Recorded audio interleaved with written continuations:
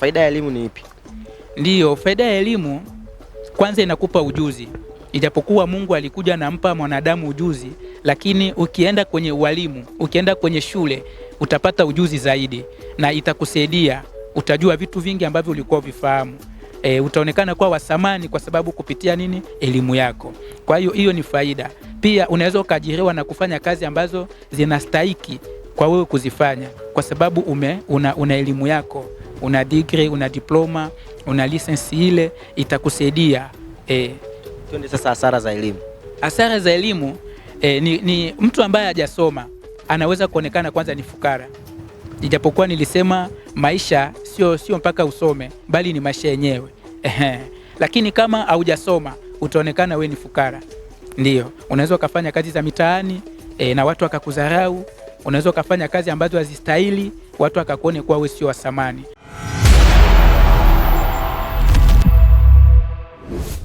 Zela kuruka na Brad, tuko kamili, tuko gado. Usahau kisha na comment ya Sabara TV, tunakuletea dunia karibu yako. Nyuma ya kamera ni Sio kunitaga Mava Tiko IM. Yeah.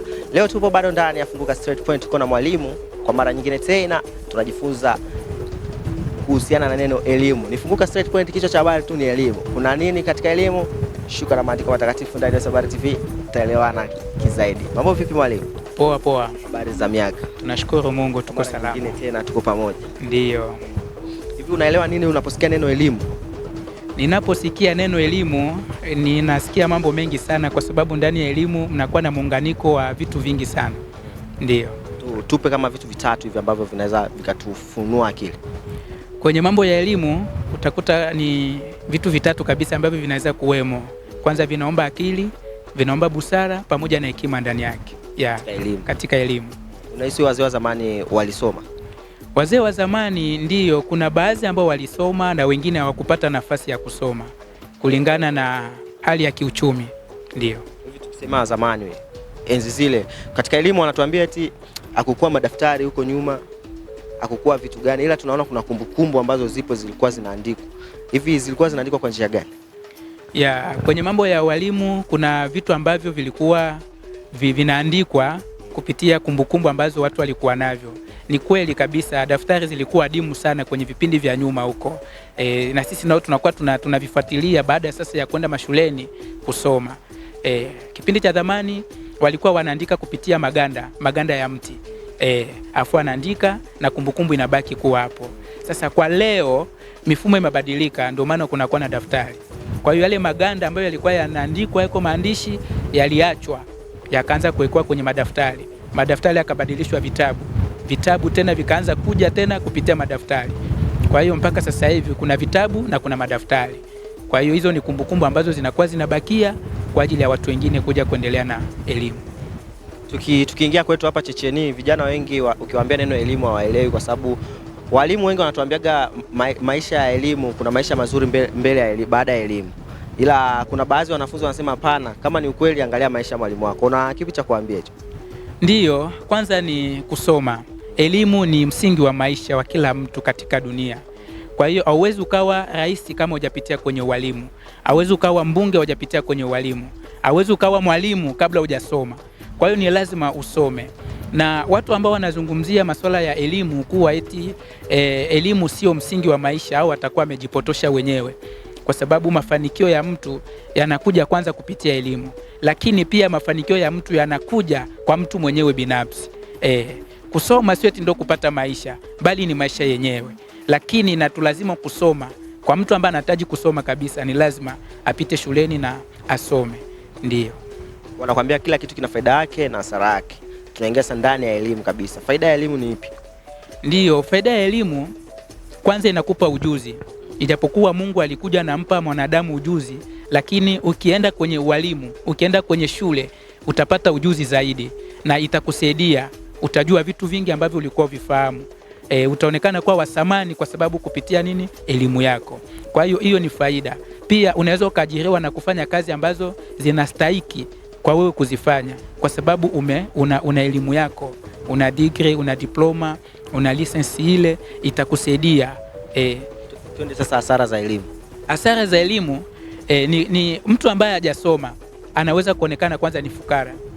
Ijapokuwa nilisema maisha sio mpaka usome, bali ni maisha yenyewe. Lakini kama haujasoma utaonekana we ni fukara. Ndio, unaweza ukafanya kazi za mitaani na watu wakakudharau. Unaweza ukafanya kazi ambazo hazistahili, watu wakakuone kuwa wewe sio wa thamani. Lakini pia unaweza kuwa haujasoma lakini ukaendesha watu ambao wamesoma. Hiyo ipo, ni kulingana na jinsi wewe utakavyojiseti katika maisha yako. Unahisi kusoma elimu ni mpaka uwe shule tu, au hata ukiwa majumbani una uwezo wa kuingia katika elimu? Ndiyo, elimu ipo popote. Sisi walimu tunasema elimu iko popote pale. Hata hapa tulipo sisi tupo kwenye somo. Tupo kwenye somo tunajifunza. Kwa hiyo elimu ama darasa lipo popote pale. Shuleni kuna darasa, hata nyumbani kwako ni darasa.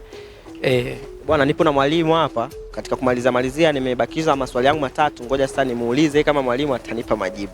Hivi mtu aliyechora ramani ya dunia alikuwa amesimama wapi? Hiyo ni challenge kubwa sana. Kiukweli kwenye vitabu sijapata kumuona ule mtu ama kujua kabisa kiundani zaidi yule mtu ambaye alichora ramani ya Afrika ama ramani ya dunia, eti kama alikuwa anasimama sehemu gani. Kiukweli hiyo imenipa challenge kabisa labda.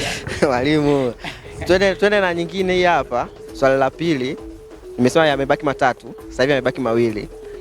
Huyu aliyeanzisha shule, elimu hiyo ambayo tunaizungumzia mpaka sasa hivi, mpaka tunaenda madarasani, yeye alisoma wapi? Kiukweli hayo ni maswali ambayo yanafurahisha na yanachekesha. Ni wazi kwamba sijui kabisa kama huyo mtu alisoma wapi, lakini hayo yalikuja kwenye mambo ya ukoloni.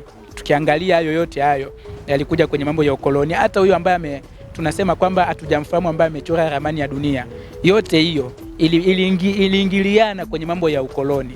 Kwa hiyo tumekuja kustukia tu tayari kuna kwa mipaka ya dunia. Ametuambia wani wazungu na wani wa Afrika. Hiyo ni mipaka mojawapo. Na nchi ambazo tulizomo kwa sasa utakuta ndani yake kuna nini? Kuna mipaka. Tumekuja kustuka tu ghafla, lakini hatujui chanzo kabisa cha yule mtu ambaye alichora ramani ya dunia. Pia yule mtu ambaye ndo mwanzo ndo aliyekuwa wa kwanza kusoma na kutuletea sisi mambo ya elimu. Kikweli hiyo ni changamoto kubwa sana ambayo naomba kutafakari. Basi tumalizia mwisho. Uko tayari? Ndiyo. Ya mwisho anakuambia mtu aliyetengeneza pesa alikuwa ameandaa keshi kiasi gani na alikuwa alikuwa amejipangaje kifedha mpaka akajua tuandae fedha? Ndiyo, ni kusema kwamba yule ambaye alikuja kutupa pesa ama aliyeandaa pesa katika hii dunia, huyo ni mtu ambaye hajulikani, lakini ni mzungu, na ni mambo ya ukoloni tu ambayo alisababisha hayo yote mambo ya wepo. Lakini kusema kwamba ni mtu fulani jina husika, hilo mimi silifahamu kabisa. Mungu mwenyewe ndo anamjua huyo mtu.